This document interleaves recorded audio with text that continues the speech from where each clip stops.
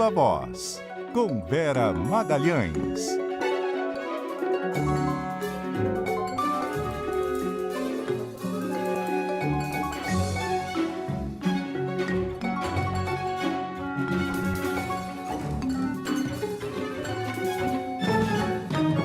Vera Magalhães, muito boa noite, tudo bem? Oi, Débora, boa noite, tudo bem? Boa noite para os ouvintes, boa noite também para quem nos assiste. Sexta-feira, dia de resumo da semana, apesar do fim de semana prolongado do feriado, meu Deus, bombou de assunto. Vamos começar pelas revelações do escândalo do Banco Master. A última atualização foi a manutenção da prisão de Daniel Vorcaro e a expectativa é que aconteçam novos desdobramentos. Essa história deve respingar na classe política e em governos? Com certeza, Débora. A gente vai esperar aí um balanço do que o Banco Master operou em carteiras de crédito consignado e também em títulos ali de previdência, regimes próprios de previdência de estados e municípios. O balanço parcial já mostra um estrago bem grande. São pelo menos 18 entes federados com regimes de previdência ligados ao Banco Master, entre eles 3 estados, 15 cidades. Dessas 15 cidades, 2 são capitais, e dessas 15, 5 ficam aqui no estado de São Paulo. Então, muita coisa. E não se sabe como que os segurados aí, os que são ligados a esses regimes de previdência, vão ser ressarcidos e qual a ligação de gestores desses fundos e também de políticos, né, de governantes das cidades e dos estados com o esquema, se eles tiveram algum tipo de favorecimento por parte do Master para aprovar esses negócios que agora a gente vê não tinham nenhum lastro, não tinham nenhum amparo ali na solidez, na liquidez do banco. Da mesma maneira, em créditos consignados também são vários. O governo da Bahia é um deles, o governo de Mato Grosso também tinha carteira de crédito consignado dos seus servidores. Então, todos esses reflexos vão aparecer nas próximas semanas, bem como essa rede de apoios que ele tinha no Congresso e em outros braços aí da política. Então, sim, esses desdobramentos devem acontecer e devem pegar gente de vários partidos. A Câmara aprovou essa semana o PL antifacção, sexta versão que foi aprovada, né, que foi votada. Foi a sexta versão do projeto relatado pelo deputado Guilherme Derrite, e o governo agora vai tentar recompor esse texto no Senado. Quais são as chances? Mudou muita coisa, né, Débora? Até o título, o nome do projeto mudou a maneira de destinar recursos para Polícia Federal, ele pulverizou em vários fundos esses recursos, ele ainda, no entendimento dos especialistas, o projeto ainda tira atribuições da Polícia Federal, ainda enfraquece a sua atuação. Então, o governo, sim, vai tentar recompor pelo menos uma parte do projeto no Senado, mas isso vai depender muito do seu poder de articulação. O senador Alessandro Vieira é da área, ele é da segurança pública, ele é delegado de origem, é alguém que tem uma fama e tem ali, entre jornalistas que cobrem, entre seus pares, a percepção de alguém sério, dedicado, estudioso. Portanto, pode sim fazer um texto mais próximo daquele do governo. Não acredito que ele vá restaurar o texto original do governo, porque ele também não é um senador governista. Então, acho que vai ficar em algum lugar no meio do caminho. Mas essa articulação foi colhida ali no meio pela indicação do Jorge Messias para o STF. Então, a gente tem que ver de que maneira isso vai impactar também a tramitação desse PL antifacção. Pois é, até porque o presidente do Senado, Davi Alcolumbre, que preferia Meu Deus. Rodrigo Pacheco, exatamente. Sexta-feira, gente, me perdoem. É isso aí. Ele ficou bastante contrariado, né? Além desses reflexos na votação do PL antifacção, essa indicação de Messias tem chance, pode ser barrada pelo Senado? Poder pode, e eu acho que é a vez em que se chegou mais perto desse risco, Débora. O ministro Flávio Dino já teve uma votação muito apertada, ele foi aprovado só com 48 votos no plenário do Senado, e é votação secreta, e depois o Procurador-Geral da República, Paulo Gonet, na sua recondução, teve só 45 votos, então isso vem encolhendo. E nenhum dos dois tinha um adversário, por assim dizer. Não é prerrogativa do Senado indicar ninguém para esse cargo, mas o Rodrigo Pacheco estava com o nome colocado como uma opção para essa vaga. Então, essa contrariedade pode sim levar a surpresas na votação. O Estadão fez uma enquete com os integrantes da CCJ, que é a etapa anterior à votação em plenário. E, por enquanto, os que se dispuseram a responder estão muito divididos entre a aprovação e a rejeição, e tem muitos senadores se dizendo indecisos, senadores inclusive da base. O líder do MDB no Senado, Eduardo Braga, foi um que anotou a coluna dos indecisos. Então, é sinal de que isso impactou e contrariou a outros senadores, além do próprio Davi Alcolumbre. Bem, ontem o governo dos Estados Unidos anunciou o recuo do tarifaço sobre vários itens. Essa é uma vitória de Lula e da diplomacia brasileira? Com certeza. Esse é um fato para o governo comemorar numa semana aí de alguns sustos, alguns ruídos, mas com certeza isso aí sim. Se a gente olhar agora, só 22% dos produtos brasileiros da pauta de exportação seguem com a tarifa máxima, né, que são os 10% padrão e mais a sobretaxa de 40%. O governo comemorou largamente a ampliação da lista dos produtos que ganharam isenção da sobretaxa.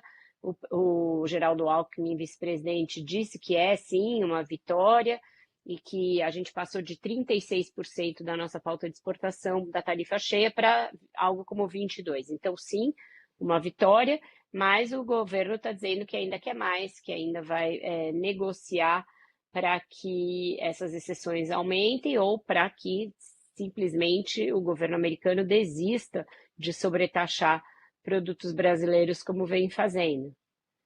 Até porque ainda tem setores importantes, né, taxados em 40%. Calçados, imóveis, máquinas, motores, ainda não estão isentos do tarifaço. Enquanto isso, no bolsonarismo, bom, Alexandre Ramagem teve a prisão decretada porque viajou para os Estados Unidos. Ninguém sabe como, porque o passaporte dele estava retido, né?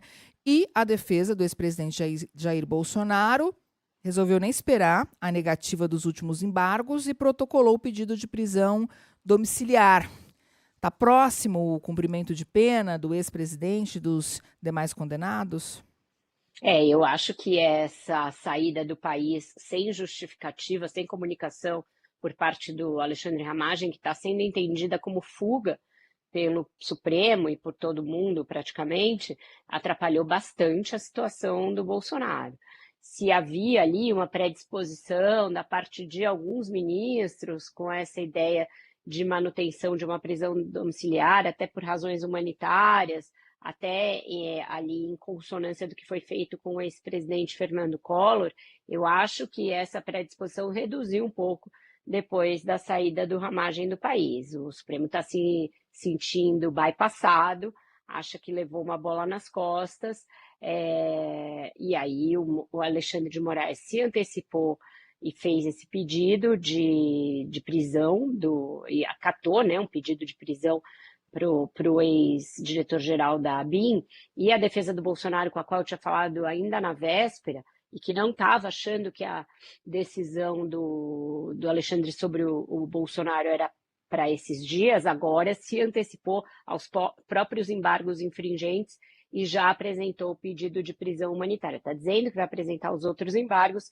mas foi mais rápida e apresentou esse pedido de prisão humanitária para ele. Débora, eu acho que está se aproximando, sim, a decisão da primeira turma do STF, que vai dizer que é hora de se cumprir essas penas, não só para o Bolsonaro e para o Ramagem, mas para todos os condenados pelo menos no núcleo crucial, que foi aquele primeiro com 7 réus, e que aí vai se saber se o Bolsonaro vai mesmo para uma prisão, e nesse caso a hipótese mais provável até aqui é que ele vá para uma ala específica lá da Papuda, em Brasília, ou não. Então, eu acho que para a próxima semana a gente vai ter novidade nesse que é um fator crucial aí para a direita brasileira, né? E isso deverá gerar uma grande comoção, mesmo porque tem visitas autorizadas ao Bolsonaro, se não me engano, em dezembro, ainda não é semana que vem, portanto, nas próximas. E todo mundo está esperando uma decisão dele quanto ao qual será o destino da direita brasileira quando ficar evidente que ele não poderá mesmo ser candidato, já está evidente, mas quando ficar evidente para ele que ele não poderá ser candidato. Então, eu acho que essa saída do Ramagem do país pode sim ter precipitado as coisas de uma maneira meio dramática para os bolsonaristas. E todo mundo com as barbas de molho ali, muito preocupado, e a própria defesa do ex-presidente mudando de estratégia a partir da constatação de que os caminhos de negociação se estreitaram e os prazos se encurtaram, né, desde que o Ramagem foi flagrado ali numa boa, né? Ele tinha se licenciado por motivos de saúde, mas está ali com roupa de ginástica, sua mulher também com uma roupa toda fitness, curtindo a vida nos Estados Unidos. Pois é, agora essa fuga tá lá, prisão decretada, ainda não se sabe exatamente como é que ele foi parar lá, porque ele não tinha documentação, mas enfim, os próprios bolsonaristas já disseram mais de uma vez, inclusive o ex-presidente Jair Bolsonaro, de que não é difícil fugir do país, né? Como é que fica essa situação dele? Vai ficar aqui como os outros que já têm prisão decretada e que seguem nos Estados Unidos, Débora, porque o regime de extradição com os Estados Unidos é muito complicado. Então, o Alan dos Santos, o próprio Paulo Figueiredo, acho que tem outros aí que já têm medidas contra ele designadas, determinadas, e seguem a vida livremente lá, postando em redes sociais, se locomovendo para lá e para cá, numa boa, ofendendo os ministros do Supremo, continuam fazendo isso com postagens, inclusive trabalhando contra o país junto ao governo dos Estados Unidos. Eu acho que ele vai ficar nessa mesma situação, caso não haja algum meio mais coercitivo de trazê-lo de volta, uma vez que, no caso dele, é uma condenação pelo Supremo Tribunal Federal, né? Os outros não têm uma condenação final, ele tem. Então, não sei se tem algum meio mais eficaz de trazê-lo, mas a situação é a mesma de outros bolsonaristas que já foram para os Estados Unidos. Muito bem, Vera, vamos fazer um balanço aqui da COP30. O resultado que nós temos até agora, na verdade, né, frustra as expectativas do governo brasileiro? Frustra. Ninguém vai dizer que frustra, mas frustra totalmente, não só do governo brasileiro, mas de todos os ativistas, as ONGs, os cientistas, porque se esperava uma declaração final da COP30 bem mais incisiva e bem mais clara quanto aos mecanismos de se fazer cumprir as metas climáticas, principalmente em relação à extinção, né, ao fim do uso de combustíveis fósseis. Não se colocou nada na declaração em termos de como se chegar lá, e quando e quais os tais caminhos, né? O mapa do caminho ficou ali meio pela metade, sem a rota definida. Ficou muito aquém do ideal, e a verdade tem de ser dita, não dá para ficar dourando a pílula.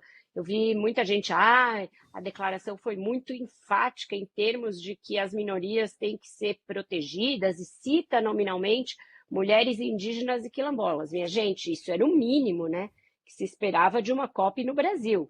Se a declaração final de uma COP no Brasil, na Amazônia, não citasse explicitamente indígenas, mulheres e quilombolas, que são realmente aqueles que tendem a sofrer mais com a emergência climática pelas exclusões todas que a gente conhece, que são históricas, aí teria sido um vexame. Então, é um texto genérico, um texto que também reduz ali o prazo para cumprimento de algumas metas de adaptação, reduz quase pela metade, é menos claro em relação a isso do que eram os textos anteriores até aqui.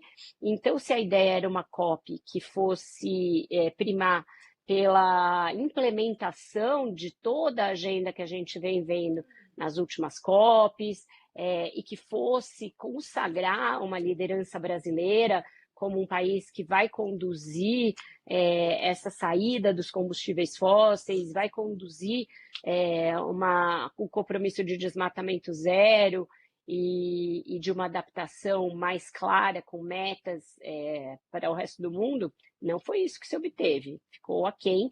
O episódio do incêndio também fica como uma nota triste do evento, e acaba atingindo um pouco a imagem da COP brasileira. E, por fim, a gente tem aí a chance de ter um prêmio de consolação com a criação do Fundo Floresta Tropical para sempre, se ele tiver os aportes que foram anunciados e se ele for empregado de uma maneira inteligente para reduzir o desmatamento na Amazônia. Mas mesmo assim, isso era uma coisa lateral, isso não era o principal que se esperava dessa COP. Então, com certeza, ela deixou um pouco a desejar. Ufa, demos conta de tudo, então já dá para sextar com música. Sextar com música. Eu não sei vocês, o que vocês estão fazendo nos últimos dias, se estão vivendo, mas eu estou apenas esperando pelo momento de encontrar esse Caim e esse Abel da música mundial, que se odeiam, porém que a gente ama. Irmãos Gallagher já estão no Brasil, fazem 2 concertos no Morumbi nesse fim de semana, os únicos shows dessa turnê de reunião do Oasis que acontecem no Brasil, totalmente esgotados, pessoas vendendo rins para conseguir, e eu tenho meu ingresso, consegui sem precisar me desfazer de nenhum órgão, embora estivesse disposta a colocar alguns meios na roda. Então é isso, vamos testar ao som de Oasis, eu estou vivendo para esse momento. Supersonic.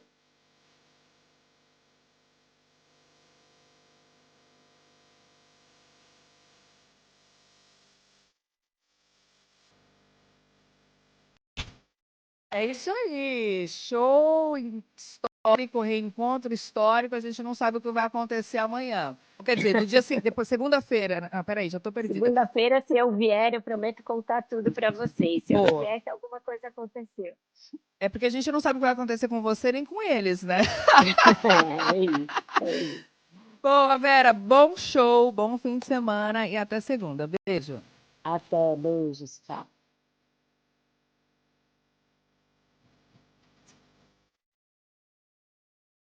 Intervalo, você fica com a notícia da sua cidade.